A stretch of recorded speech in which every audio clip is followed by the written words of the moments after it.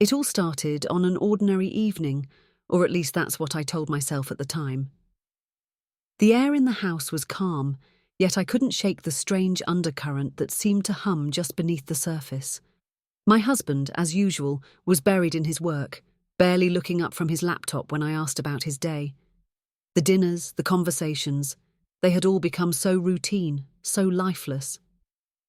I had learned to smile through it, to bury the loneliness in the pit of my stomach and focus on keeping the house running smoothly. But that night something was different. Dinner was quiet, except for the occasional clinking of silverware. My stepson sat across from me, his presence oddly magnetic in a way I had never noticed before. He was older now, more confident than the shy boy I had first met when I married his father. He carried himself with a boldness that seemed to fill the room, and for reasons I couldn't quite explain, I found myself unusually aware of him.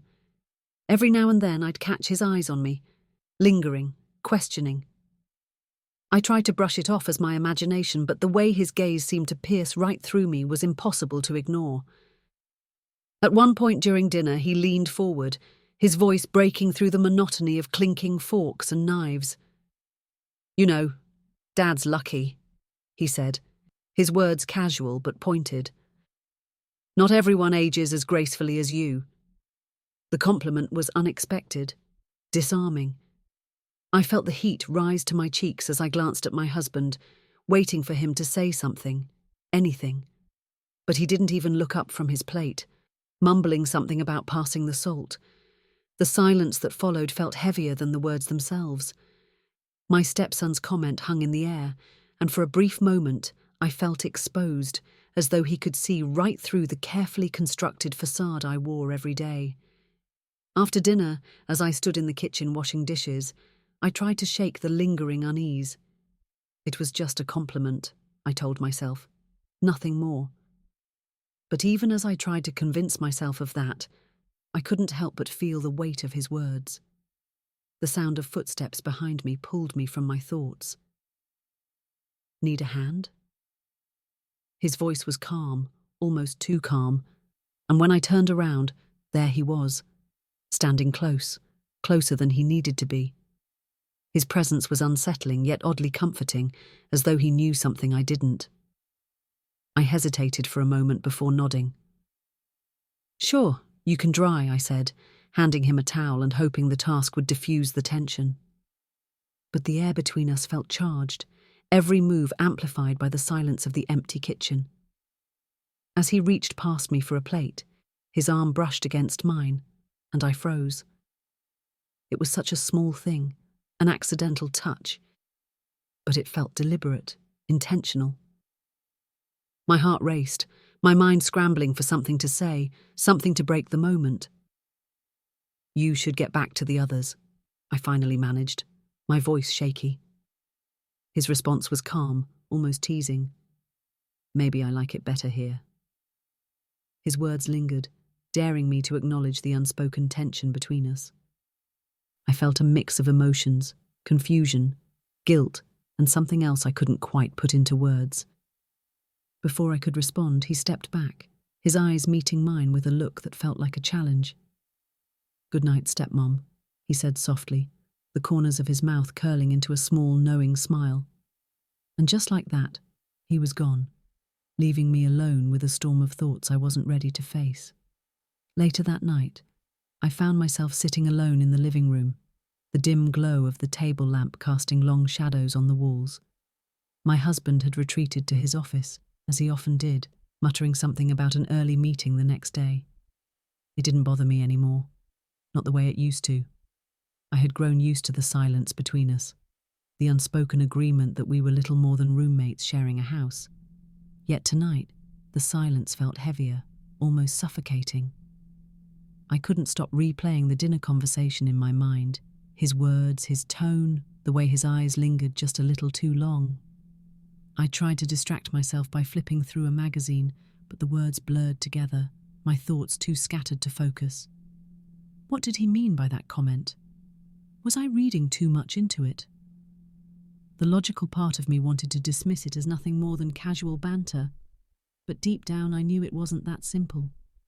There was something in his eyes, a quiet confidence, a sense of knowing that made it impossible to ignore. Just as I was about to head upstairs, I heard soft footsteps coming down the hall. I turned to see him standing in the doorway, his expression unreadable. "Can't sleep?" he asked, his voice low, almost a whisper. I shook my head, suddenly feeling self-conscious under his gaze. "No, just thinking," I replied, hoping my voice sounded steadier than I felt. He walked into the room and sat down on the couch across from me, his movements slow and deliberate. For a moment, neither of us said anything, the air between us thick with unspoken tension. Finally, he broke the silence. "You've been quiet tonight," he said, leaning back and studying me with a look that felt far too intimate. "Is everything okay?"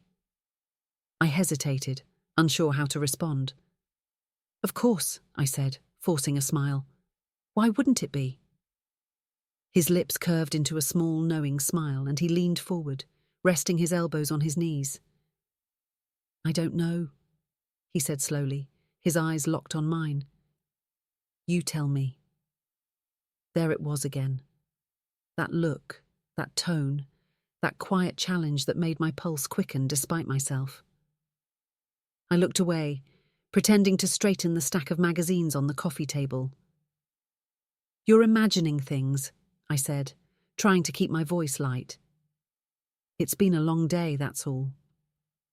But even as I said the words, I could feel his eyes on me, could sense the unspoken question lingering in the air. And for the first time, I didn't know if I wanted to answer it, or if I even could. "Good night," I said abruptly, standing up and heading for the stairs before he could say anything else. But as I climbed the steps, I couldn't shake the feeling that this was only the beginning of something I wasn't ready to face. As I lay in bed that night, staring at the ceiling, my mind refused to quiet down. The events of the evening kept replaying in my head. The glances, the tension, the way he had looked at me. It was wrong. I knew that. I told myself it was just a misunderstanding, a figment of my imagination. But no matter how much I tried to rationalize it, the feeling lingered, gnawing at the edges of my thoughts.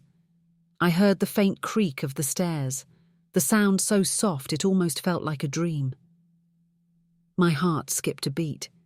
I held my breath, straining to listen. Was it him? Or was my mind playing tricks on me? A part of me hoped he wouldn't come any closer, but another part, the part I didn't want to acknowledge, felt something else entirely. The knock on my bedroom door was barely audible, a soft tap that sent a shiver down my spine. I sat up, clutching the edge of the blanket, my throat dry. "Who is it?" I asked, my voice barely above a whisper. "It's me," he replied.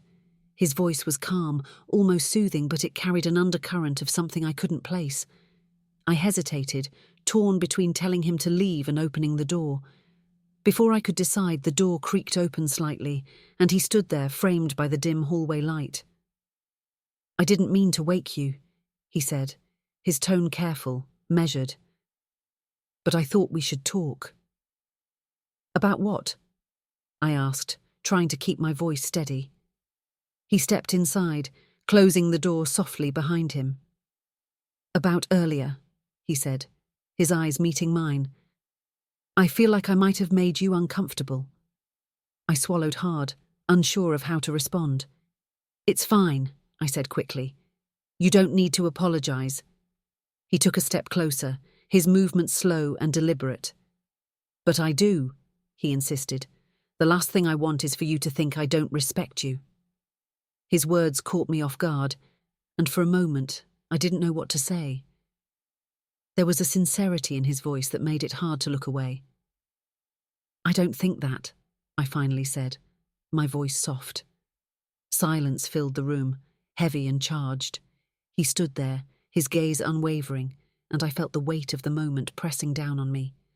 My mind screamed at me to end this, to send him back to his room and pretend none of this ever happened. But my body wouldn't move. "You're different," he said suddenly, his voice breaking the silence. "Not like anyone else I've ever met." The words hung in the air, and for a moment, Time seemed to stand still. I opened my mouth to respond, but no words came out. Instead, I felt the flood of emotions I had been trying so hard to suppress rise to the surface, threatening to drown me. "I think you should go," I whispered finally, my voice barely audible. He hesitated, his expression unreadable. Then he nodded, stepping back toward the door. "Good night," he said softly, his voice carrying a hint of something I couldn't quite place. Regret, perhaps, or longing. As the door clicked shut behind him, I let out a shaky breath, my heart pounding in my chest. I knew I had done the right thing, but as I lay back down, staring at the ceiling once again, I couldn't shake the feeling that this wasn't the end. Not even close. The next morning was unusually quiet, the kind of quiet that makes every sound, every movement feel louder than it should. I busied myself in the kitchen, trying to focus on making breakfast. My husband had already left for work, as always, leaving me alone in the house with my thoughts, and with him. I hadn't seen him yet that morning, and a part of me hoped I wouldn't. Maybe last night had been a one-time lapse in judgment. Maybe we could pretend it never happened and move on. But as I heard the slow, deliberate footsteps approaching the kitchen, I knew it wouldn't be that simple. "Good morning," he said casually, leaning against the doorframe. His voice was calm, but his eyes, there was something in them I couldn't quite read. "Morning," I replied, keeping my focus on the sizzling pan in front of me. I hoped the clatter of dishes would drown out the tension hanging in the air. He stepped closer, his presence unnerving yet magnetic at the same time.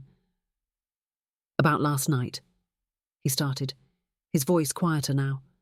I turned to face him, cutting him off. "We don't need to talk about it," I said firmly, trying to put an end to whatever this was. But he didn't back down. "We do," he said, his voice steady, his gaze locked on mine. "Because I can't stop thinking about it. About you."